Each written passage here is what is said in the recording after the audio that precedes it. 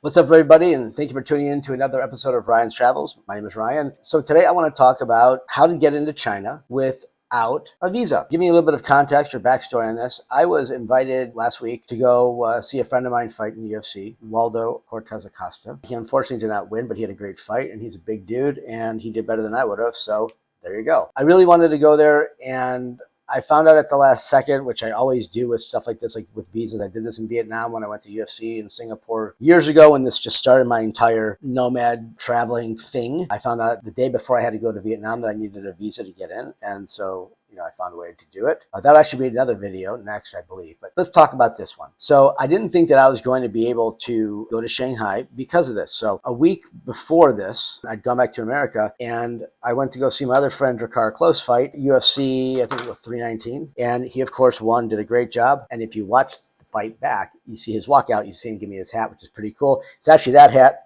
Boom, right there. He walked out and gave it to me. So I feel, like a groupie, fanboy, and I don't care because that's my boy and he's a bad dude. So anyway, back to the visa. So I come back, I find out that I need to do a visa, and I'm looking it up online, I'm going through ChatGPT, and it said it's something like $600. You have to mail your passport in. And I was already in America and I had to come back to Thailand. So I had no ability or way to mail off my passport to have an interview to get into China. So I chalked it up that I wasn't going to go. And then I'm sitting at in the UFC VIP that I normally do when I go to those fights. And there's a guy behind me. And he says, long story short, he says he lives in Phuket. He's all over the place. I said, I want to go to China next week to watch the fight, but I can't because of the visa. He's like, no, bro, you don't need a visa.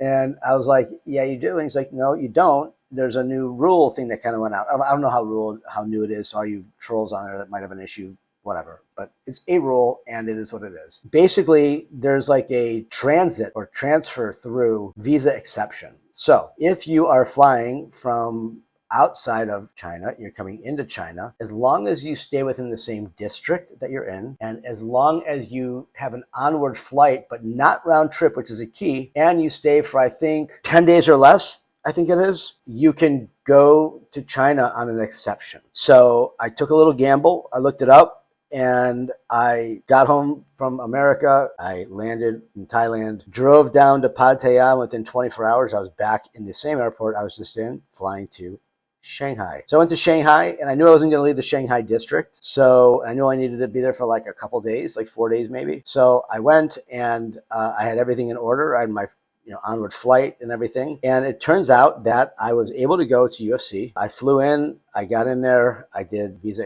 exemption, and then I was out in 4 days and everything was great. So this doesn't need to be a long video. That's basically what happened, but they are very, very strict about it. So they were asking me questions about it, and you got to make sure that you for sure have an onward ticket because they will detain you. You've got all kinds of stuff that'll happen. Actually, let me just double check this right here. We could pause the actual video here and I'm going to look at the visa requirement exemption. It's 144-hour Shanghai visa-free transit, right? I entered from Thailand, leaving to Vietnam, and then only staying in Shanghai, within the permitted Shanghai, Jiangsu, Zhejiang region, or whatever you call it, until departure, right? Spending 2 days in Vietnam is fine, no issue, and then I fly back. Now, when you fly into SHA or PVG, which is Pudong Airport, and yes, that's really what happens. So if you want to go there and you want to go there 144 hours or less, with visa-free transit, as an American, I don't know about everywhere else, but I would imagine it's probably the same for everybody. That's all you have to do. So let me know your thoughts. Let me know any experiences you have down in the comments. And don't forget to click the like and subscribe button.